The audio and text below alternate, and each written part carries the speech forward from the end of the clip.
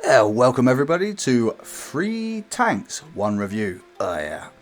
Now before we can crack on, hit the notification bell, hit the subscribe button, and if you like it, give the video a like. God knows why. But yes, this starts off with a very dramatic and very janky sideways shot of this gorgeous Panzer III J 2-in-1.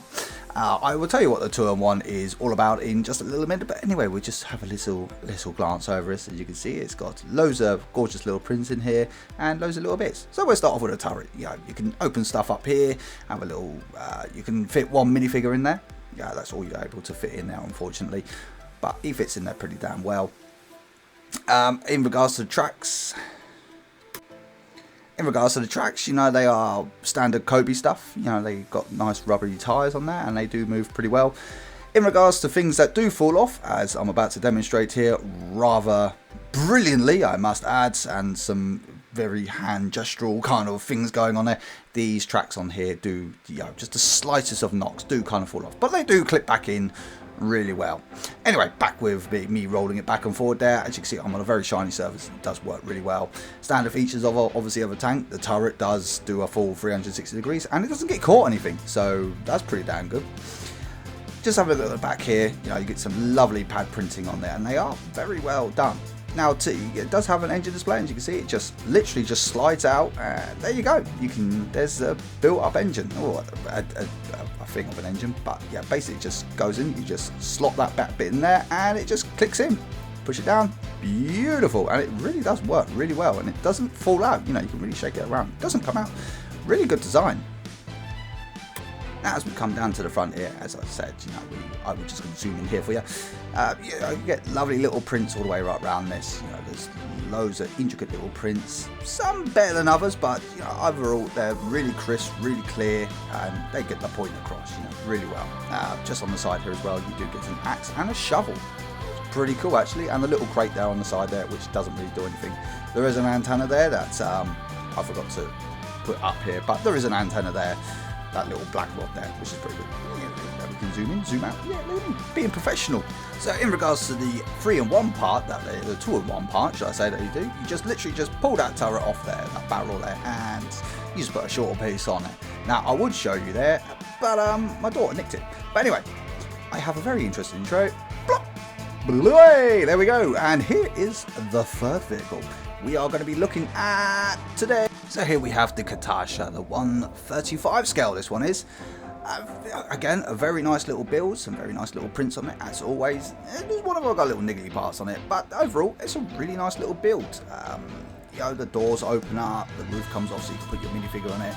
But let's have a look at the first prints. I will try and display this as best I can on here, but this print is not so good on the windscreen here. It's I'm trying to show you as best I can, but it's not really brown, it's more grey-like kind of colour. It's not really the best, you know, it's trying to indicate mud and all that kind of stuff.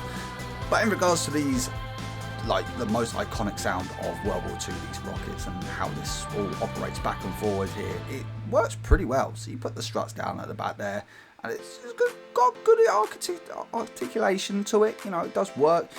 But in regards to the missiles, they're on there. You know, you can lift them off and fire them if you can, but I'll be careful with that. It can be a bit fragile, but you know, it's pretty damn good overall.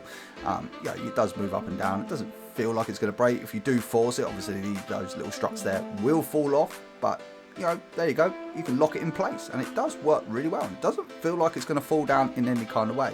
And then you just plonk it back down, lift up the rear struts there. And away you go. Look at that. Look at that, how professional that is. Look at that. Back and forward. But it does work really well. And and we transformed it into a... And just like that, we have the M8 Danny Scott. Look at how cute it is. It's so good. But this is a good little, okay little build. I mean, when I say little, it is really little. So this, again, a 1/35 scale tank. A mortar tank, shall we say.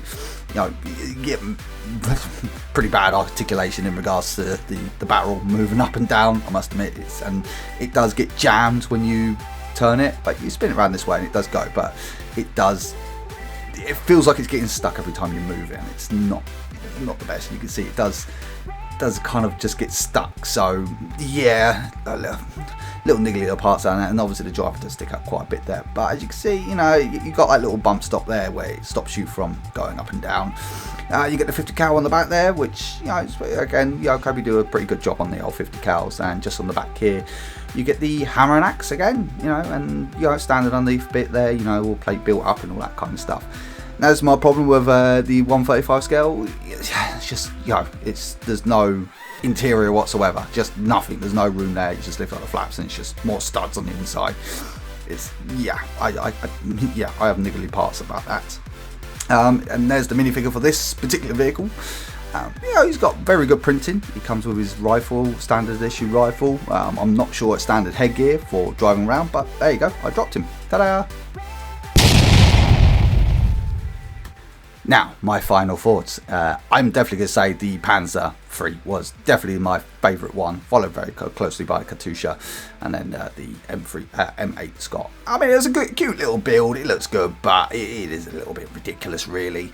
It's, yeah, just in that scale, it just doesn't work. In regards to the Katusha, which I didn't show you earlier on, yeah, the roof does lift up, and there is just about, just about enough room for one minifigure.